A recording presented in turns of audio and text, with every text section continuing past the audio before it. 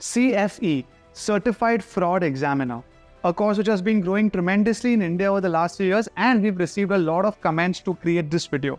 CFE teaches us how to detect, prevent, and even predict frauds from taking place.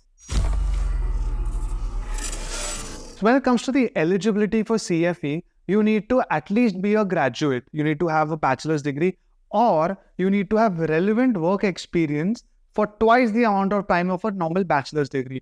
So for example, instead of having 3 years of bachelor's degree, you need to have 6 years of relevant work experience for you to be eligible. That being said, however, in India, most of the times people who take up CFEs are already qualified, either chartered accountants or we have a student, Yash Inamdar, who completed his ACCA, worked at KPMG, specialized in CFE, and then started working in the forensic department in KPMG. So most of the time, the people who are specialized, who are already chartered accountants or ACCAs, specialize in forensics, and they are the ones who pursue CFE. So now, when it comes to the academic structure of CFE, the exam is relatively simple in terms of the structure. There are 4 exams. One is fraud investigation, the other is the legal aspects related to frauds, third is the financial transaction and fraud schemes, and the fourth are fraud prevention and deterrence. These 4 exams are all computer-based exams. One important point, guys, is that because you have to give these exams at home on your computer, they're proctored computer-based exams, the computer, your laptop, has to have certain configurations which are put up here on the screen. As long as this is available on your laptop, you can give the exam from home. Now, each of these sections, the 4 subjects I mentioned, each of them will have a total of 100 questions each, only MCQ based. Each of these 100 questions, you get 2 hours per section, and you need to score 75% in each of these 4 exams. On an average, to complete CFE, you take around 3 to 6 months depending on the time available as well as your own qualification.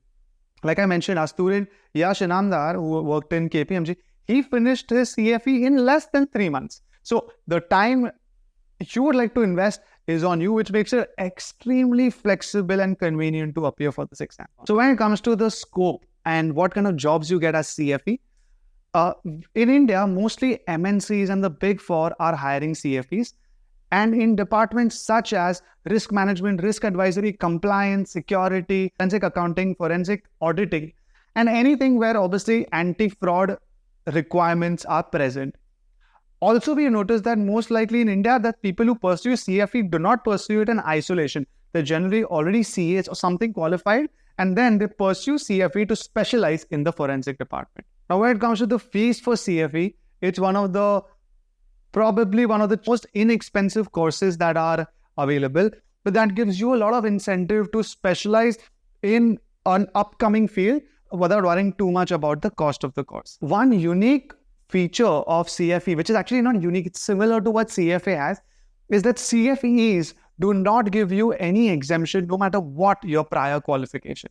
So this is a short video which hopefully summarizes everything that most of you all need to know about CFE. We do have a lot of questions of this one course since they've heard from various people that this is upcoming. Go on LinkedIn, connect to people who are CFEs if you're more interested.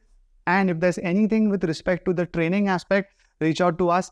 If there's anything more about CFE or any other course you'd like to know, once again, let us know.